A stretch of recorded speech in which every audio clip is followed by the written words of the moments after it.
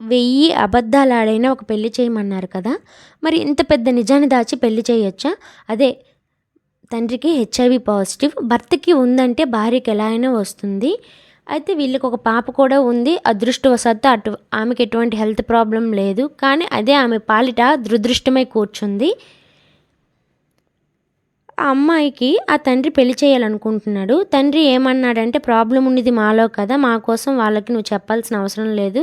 ఎంచక్కా నువ్వు నీ లైఫ్‌ని లీడ్ చేసుకోవచ్చని చెప్పాడు. కానీ రేపొద్దున్న పెళ్ళయ్యాక వాళ్ళకి ఈ విషయం తెలిస్తే ఎలా? అలా అని నేను పెళ్ళికి ముందలే వాళ్ళకి ఈ విషయం తెలియజేస్తాను. వాళ్ళు ఒప్పుకుంటేనే నేను పెళ్లి చేసుకుంటా. లేదంటే ఎన్నేళ్ళైనా సరే నేను ఇక్కడే ఉంటానని తెగించి చెప్పేసింది. కానీ తండ్రి మాటను గౌరవించి పెళ్లి చేసుకోవాలా?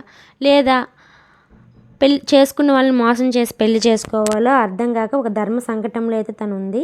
దీనికి ధర్మబద్ధమైన న్యాయం మీద నాకు కామెంట్ రూపంలో